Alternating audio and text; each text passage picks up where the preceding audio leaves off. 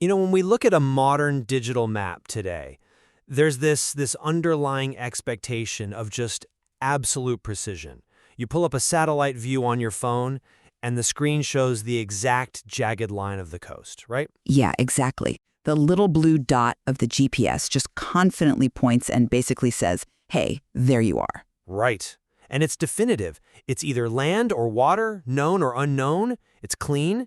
And honestly, I think it's fundamentally comforting. We like our world to be perfectly categorized. Oh, absolutely. But the moment you step back into the world of, say, 15th century exploration, that GPS completely shatters. Yeah, it really does. I mean, the edges of the map literally bleed into sea monsters and just absolute guesswork.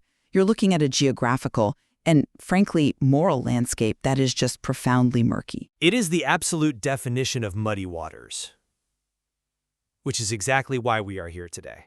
So we're going to navigate the incredibly complex legacy and really the driving forces behind Christopher Columbus. Right. And the central question we really have to grapple with from our source material is, well, it's pretty stark. It is. Was Columbus primarily a visionary mariner, whose unparalleled nautical skill and divine conviction permanently united the globe? Or was he a delusional opportunist whose catastrophic geographic errors and unchecked greed just brought absolute disaster to the New World? Exactly. So I'll be arguing that Columbus, despite his incredibly deep and obvious flaws, was fundamentally a brilliant, unparalleled mariner.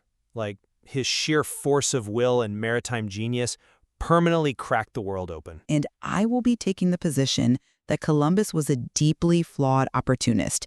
I mean, he's a man who stumbled into history primarily because of a massive geographic miscalculation.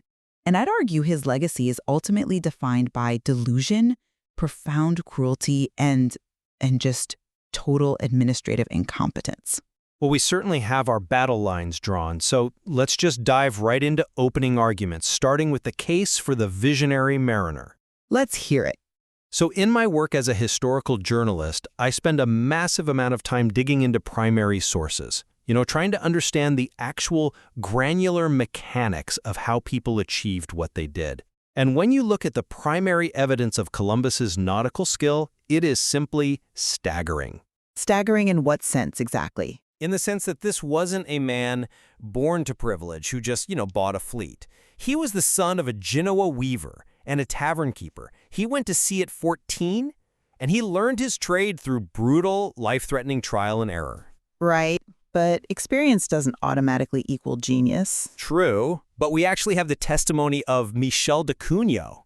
He was a fellow Italian who sailed with him, and he literally wrote, and I'm quoting here, "Since Genoa was Genoa, there's never been a better sailor." Okay, high praise from a buddy, but the mechanics of his sailing were actually flawless. He became the greatest dead-reckoning sailor of his era. And to do that, you have to understand, you don't have celestial navigation to rely on. You're just estimating based on speed and heading, right? You do that for 33 days straight across a totally uncharted ocean. That takes incredible spatial intelligence. I mean, I'll grant the spatial intelligence, sure. And his success wasn't an accident. He brilliantly mapped the circular wind systems of the Atlantic. He understood the mechanism, right? You take the trade winds south and out, and you catch the westerlies north and back. Which, to be fair, was a huge conceptual leap. A massive leap. That takes profound analytical skill to conceptualize a weather system you've never fully seen. And physically, when he was 25, his ship was attacked by pirates off the coast of Portugal. It sank.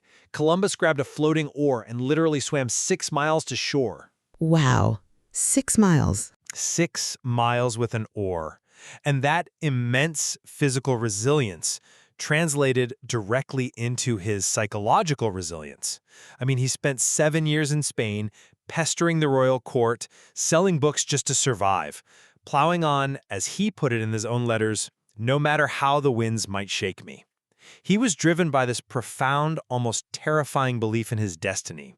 Okay, that paints a very compelling picture of raw mechanical skill and persistence.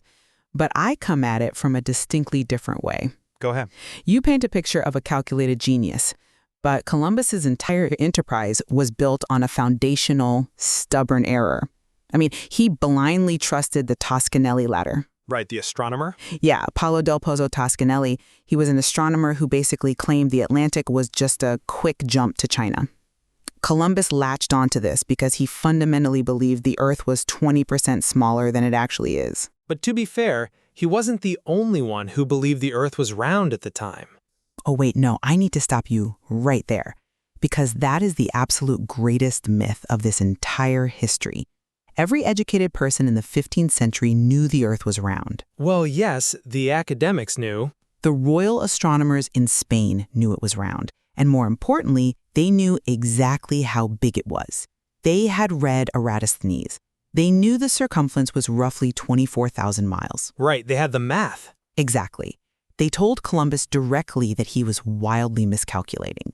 But he cooked the books. He used an Arabic measurement of a degree and deliberately mistranslated it into shorter Roman miles just to shrink the globe. He was trying to make the voyage seem feasible to investors. But it was a delusion. If the Americas hadn't literally been in the way, Columbus and his crew would have starved to death in the middle of the ocean. It wasn't genius, it was supreme luck. That's a pretty harsh read on his navigation. But it's true. Furthermore, his driving force wasn't scientific discovery. It was immense ego and greed. Before he would even agree to sail for Spain, he demanded to be made Admiral of the Ocean Sea, Viceroy of all new lands, and receive a 10% cut of all treasure and perpetuity. Standard contract negotiations for the era, really. 10% of an entire continent's wealth. I wouldn't call that standard. And upon making contact in the Bahamas, his very first question to the indigenous people wasn't about culture or geography. Through sign language, he essentially asked, "Where is the gold?" Okay, so we have an incredibly sharp tension right from the start here. We are weighing this portrait of undeniable navigational brilliance against a portrait of monumental geographic delusion and mercenary motivations. Yeah, that's the crux of it. So, I want to bring this back to the core of those opening statements. How do we reconcile this undisputed mechanical skill with his fundamental misunderstanding of the physical globe? I just don't think you can reconcile them as genius. Well, I see why you think his geographic error defines him. But let me give you a different perspective, drawing again on my background. I often use an analogy from investigative journalism. Okay, let's hear the analogy. Sometimes a reporter pursues a deeply flawed tip, right? The initial premise is entirely wrong, but it is their rigorous field skills, their boots on the ground, that actually uncover the real story.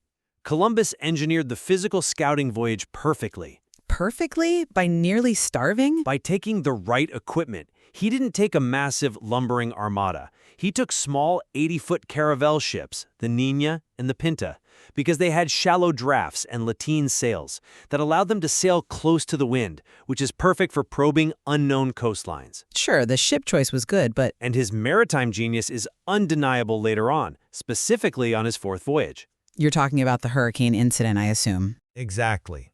He's sitting off the coast of Hispaniola with rotting ships, and he observes the mechanics of the environment, the long swell coming from the southeast, the high cirrus clouds creating a crimson sunset. He even noticed the low pressure causing his arthritis to flare up. Right, he could read the weather. He correctly predicts an imminent hurricane and warns the royal officer, Francisco de Bobadilla, not to sail his fleet back to Spain. Bobadilla mocks him, ignores the warning, and sails anyway. And we know how that ended. Right, Bobadilla's entire fleet sinks, while Columbus tucks his small ships close to the shore and survives. I mean, that is not a man stumbling in the dark. That is maritime genius actively saving lives. I hear you, but I'm sorry, I just don't buy that journalism analogy at all. Why not? The skill uncovered the reality. Because a good journalist updates their worldview when presented with new facts. Columbus completely refused to adapt. Yes, he could read the local weather, but he couldn't read the map of reality. He was mapping unknown territory. But he spent his time sailing around the Caribbean desperately looking for the Emperor of China. And when his crew finally started to doubt they were in Asia, what did he do? Did he investigate further? He was facing a potential mutiny. He didn't investigate. He forced every single man on his ships under threat of having their tongues cut out and being fined 10,000 maravedis to swear on oath that Cuba was the Asian mainland. Okay, but look at the context. He was trying to maintain order and morale on a ship at the absolute edge of the known world. If it wasn't Asia, his royal contract was in jeopardy. He was enforcing a delusion through absolute terror. And the wild thing is, he carried that delusion to his grave. He literally died believing that South America was just a landmass slightly south of China. He didn't have the conceptual framework for a new continent. But the cognitive dissonance was so strong.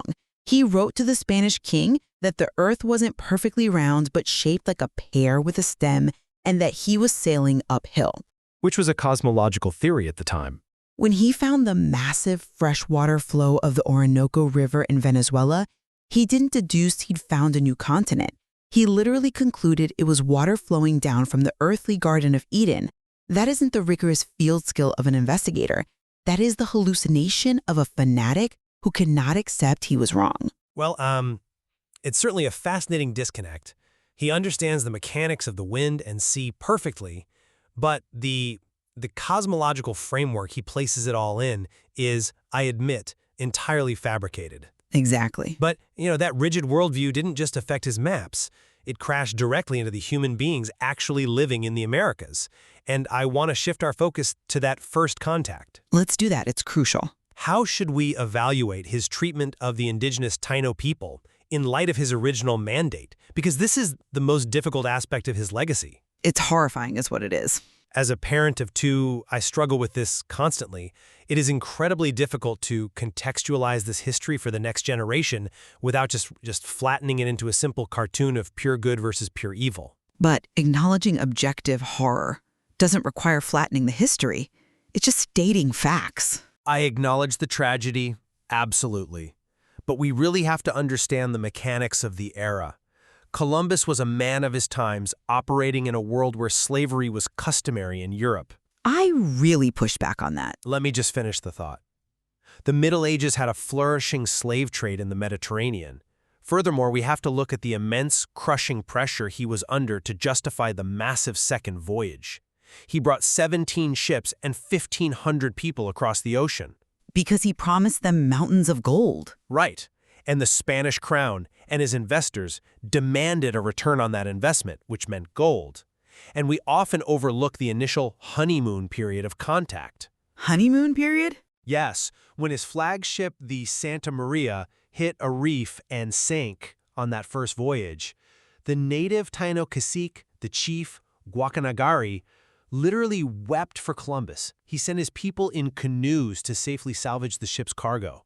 Relations were incredibly friendly. There was genuine cooperation at first. Okay, that's a compelling point about the initial cooperation. But have you considered what Columbus actively did with that generosity? He was trying to establish a colony. I forcefully reject the man of his time's defense.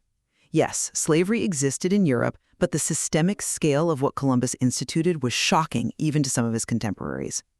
You mentioned the first contact. Let's look at his log. The journal entries. Yeah. On the very first day, looking at these people who had just generously traded with him, he recorded that with 50 men, he could subjugate them all and what good slaves they would make. He was assessing the military reality of the situation. He betrayed their immense generosity. In fact, our source material points out that this cultural collision is the true origin of the deeply misunderstood term Indian giver. All right. Could you explain the mechanics of that cultural misunderstanding for us? Absolutely. The Taino operated on an economy of reciprocity. You give a gift to build a social bond, and eventually a gift is expected in return to maintain that harmony. The Spanish arrived, saw them freely giving away gold ornaments, and simply assumed the Taino were submissive or just possessed boundless wealth. They just took without any reciprocation, and Columbus escalated that ruthlessly. Because of the investor pressure. To pay off those investors you mentioned, he instituted impossible daily gold quotas. Every native over 14 had to fill a hawk's bell with gold dust every 3 months. But you have to acknowledge they lacked iron and weaponry.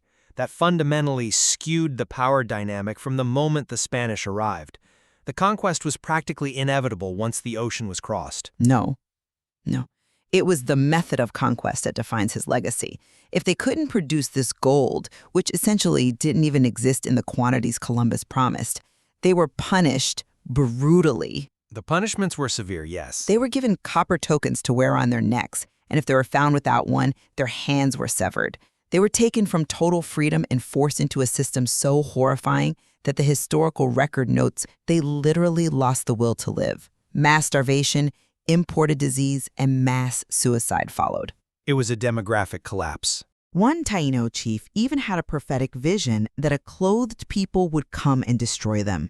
That isn't just pressure from the crown. That is objective systemic cruelty. I see your point, but I'm not entirely convinced by that line of reasoning. Because you're conflating the systemic failure of Spanish colonization with Columbus's personal malice. How so? He was the governor. Because he was not on the ground overseeing every terrible action.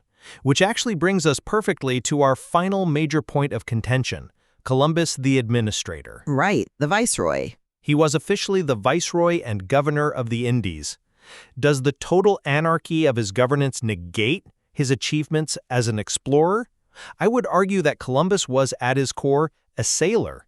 He was never equipped to be a bureaucrat. That's an understatement. The disaster at Hispaniola was largely fueled by the hidalgos, these roughneck Spanish minor nobles who went on the second voyage holding wildly exaggerated expectations of finding gold literally lying on the beaches. Expectations that Columbus himself manufactured to get the funding. He had to sell the voyage to the crown, but he couldn't control their greed once they actually arrived. These colonists were disgusted when they realized survival required actual agricultural work. Because they thought they were just going to be lords over a slave population? Exactly.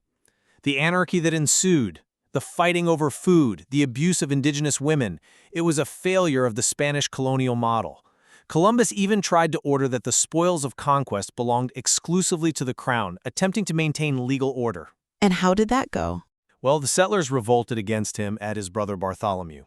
He was a brilliant seaman handed an impossible administrative task over lawless men on the frontier of the known world. See, I come at it from a totally different way. He didn't just fail to manage the anarchy, his specific policies actively created it. Created the anarchy? Yes. By his third voyage, his reputation as an administrator was so utterly ruined, and the conditions in the colony were so dire that the Spanish crown had to offer amnesty to convicted murderers just to get a crew for his ships. Well, that was largely because the rumors of tropical disease had spread back to Spain, making honest sailors reluctant to go. It wasn't just his reputation. It was because the reality of his governance was a well-known nightmare. When Francisco de Bobadilla, that royal investigator we mentioned earlier, arrived in Hispaniola in 1500, he didn't just find disorganized colonists struggling to farm. He found a rebellion. He sailed into the harbor and was greeted by the sight of Spanish citizens hanging from the gallows, executed by Columbus without proper trial. That is exactly why Bobadilla put the admiral in chains and sent him back to Spain. He was trying to crush a violent mutiny by his own men. And look at his concept of administrative problem-solving even after that. You mean later during the final voyage? Exactly. When he was marooned in Jamaica on his fourth voyage, his hungry crew was rebelling, and the natives understandably stopped feeding them. Right, a desperate survival situation. Instead of utilizing diplomacy or, actual governance, Columbus resorted to a cheap theatrical trick. He had a copy of Regiomontanus's astronomical almanac, so he knew the mechanics of the cosmos well enough to know a total lunar eclipse was happening on February 29, 1504. It was incredibly clever. He called the native chiefs together and told them his Christian God was angry with them for withholding food, and as proof, God would inflame the moon. Right on cue, the eclipse happens, the Taino are terrified, and they bring him provisions. And it worked. It's a clever survival tactic, sure, but it perfectly encapsulates his entire ethos. Constant manipulation, leveraging unequal knowledge for absolute power. I see the manipulation, certainly, but I primarily see survival. That trick kept his men alive for a year while they were being deliberately ignored by the rival Spanish officials in Hispaniola. He just used the tools he had. I just think those tools show a total lack of moral leadership. Well, let me summarize where this exchange has brought us, because we've covered a lot of ground. We've charted a course from the open ocean to the colonial settlements. We've moved from debating the mechanics of his navigational prowess and his reliance on flawed maps to the devastating human cost of his tenure as a colonial administrator. Right. The shift from the sea to the land truly seems to be where his legacy fractures. So let's move to our closing statements. Having weighed the primary sources, the mechanics of his voyages, and the historical fallout, where does that leave us? Let's start with your final thoughts. Well, having weighed it all, I conclude that history has for centuries mistakenly rewarded Christopher Columbus for a massive geographical accident. His true legacy is not one of visionary brilliance, but of imported disease, horrific enslavement, and stubborn delusion. A dark legacy, for sure. He returned to Spain in chains by his own choice, playing the morbid martyr, requesting to be buried with those very chains. He died at 55, an incoherent, bitter man who received little public credit in his own time, precisely because he never truly understood what he had done. It is entirely fitting that the New World was ultimately named after Amerigo Vespucci, a man who actually comprehended the reality of the map and the existence of a new continent, rather than a man who died insisting that Cuba was the coast of China. A powerful conclusion. For my part, having weighed it all, I conclude that while Columbus was profoundly flawed as a governor, and yes, he tragically failed to conceptually grasp the true nature of his discovery, his historical impact remains absolutely unrivaled. Unrivaled impact, sure, but at what cost? You simply cannot separate the modern world from his actions. His sheer force of will, combined with his maritime brilliance and his mastery of the Atlantic wind systems, cracked open a wider world. As our source material beautifully notes, he opened the Americas like an oyster. That's one way to put it. He initiated the permanent connection of Europe, Africa, the Americas, and Asia. We can debate his morality all day, but he remains the founder of our modern time. Flawed, certainly, but fundamentally a visionary who changed the globe forever. Well, we certainly gave both sides of that coin. We did, and thank you for that rigorous and incredibly detailed analysis of the source material. It's truly fascinating to reflect on the value of holding these multiple perspectives simultaneously. It really is. To try to understand the mechanics of how a single human being could possess the supreme spatial intelligence to navigate an uncharted ocean, yet entirely lack the conceptual vision to understand what he found, or the humanity to govern it justly. Yeah, it's a profound contradiction. We leave today with continued disagreement regarding the balance of luck versus genius in his story. But I think we absolutely converge on one point: the undeniable, permanent transformation of the globe that his voyages triggered. Absolutely. No one can argue with the impact. Our source material contains even more layers regarding the intricate politics of the Spanish court and the lasting global impacts of the Columbian exchange. We invite you, the listener, to explore further and form your own conclusions. There's definitely a lot more to dig into. You know, we started by talking about maps, about the expectation of clean lines and perfectly visible borders. But perhaps the true legacy of Columbus is the realization that the map of human history is never binary. It's drawn in ambition, erased by tragedy, and constantly, relentlessly murky. Let that muddy water linger with you until next time.